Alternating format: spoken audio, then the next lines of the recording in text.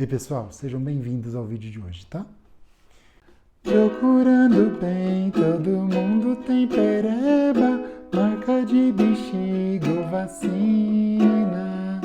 E tem piriri, tem lombriga, tem ameba, só a bailarina que não tem. Hoje a gente vai falar sobre perfeccionismo. Vem comigo.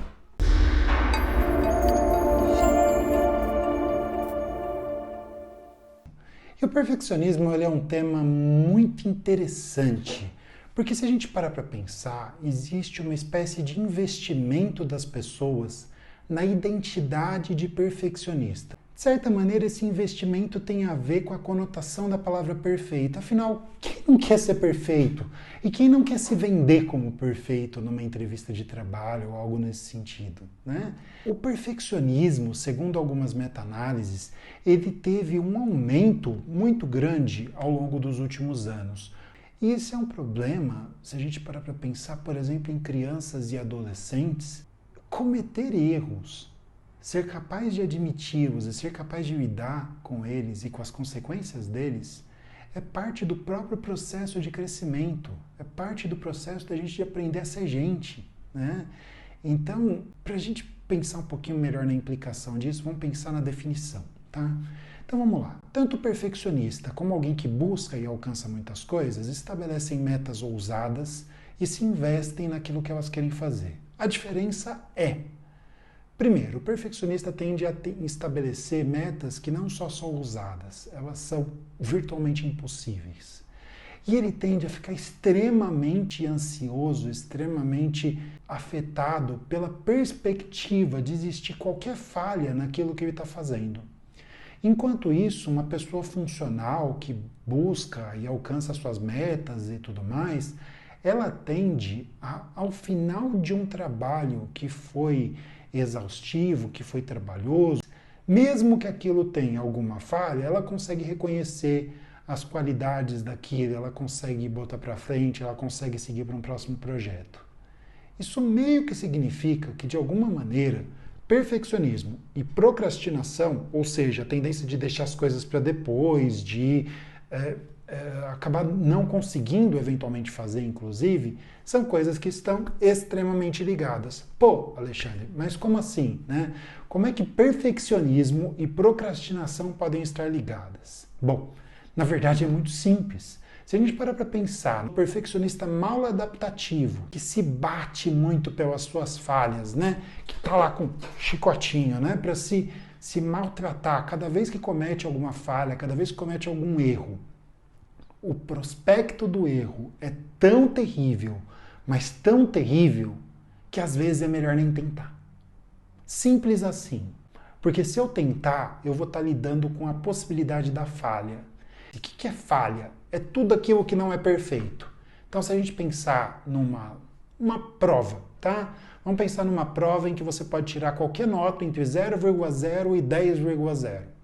Você tem, então, de 0,0 a 9,9, 99 opções pelas quais você vai ter um desempenho que é simplesmente falho e uma opção pela qual você vai ter um desempenho que foi adequado. Ou seja, nada que não seja 10, qualquer coisa que implique em um erro, que implique em alguma coisa que não está adequada, é absolutamente ruim. Se a gente parar para pensar, isso é um pensamento dicotômico, né? Que a gente já falou num vídeo anterior, inclusive. Bom, o perfeccionista ele tende a fazer uma coisa chamada abstração seletiva.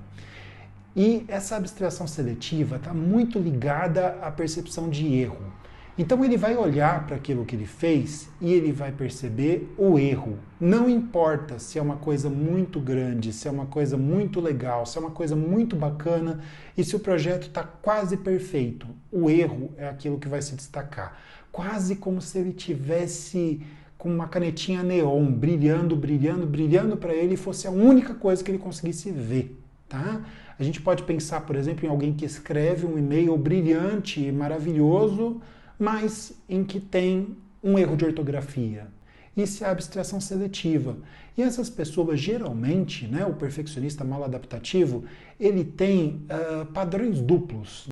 que basicamente significa o seguinte: olha, o cara que escreveu um e-mail absolutamente perfeito, mas que tinha um erro de ortografia, ele pode inclusive achar que para os outros é ok de vez em quando cometer um errinho de ortografia num e-mail. O que importa é o conteúdo, o que importa é todo o restante, o que importa é o feedback. Mas para ele, não. E aí a gente entra numa questão que é muito importante, porque se a gente parar para pensar, é aquilo que eu já falei, eu vou repetir de novo. Cometer erros, admiti-los, lidar com eles, lidar com as consequências deles, é parte do que nos torna humanos, é parte do que nos torna gente. E aprender a fazer isso na infância, na adolescência, é parte do processo de virar adulto, é parte do processo de crescer. O perfeccionismo mal adaptativo ele está muito ligado com patologias como depressão, com quadros ansiosos, com quadros de pânico, com ansiedade social, com transtornos alimentares. Então, gente, pensar no perfeccionismo é pensar em crianças que são convencidas de que se aquilo não estiver absolutamente perfeito, não está bom bastante. É pensar em meninas com IMC de desnutrido sendo convencidas de que elas são gordas. É pensar na própria sociedade da imagem, né? Nas redes sociais, em que o mundo pode estar acabando, mas está tudo perfeito, a vida é linda e maravilhosa. E eu tenho que mostrar fotos e entrar numa grande competição para dizer que eu sou mais feliz do que meu vizinho. Se a gente parar para pensar em perfeccionismo é pensar em crescer. Não só crescer enquanto indivíduo, mas talvez até crescer enquanto sociedade. Parar para pensar na nossa sociedade de cobranças, de expectativas irrealistas. É pensar na ciranda da bailarina. Todo mundo comete erros. Meus óculos estão um pouco embaçados porque eu esqueci de lavá-los antes de gravar o vídeo. Pensar em perfeccionismo no nível individual é dar para si mesmo a possibilidade de encarar a própria vulnerabilidade.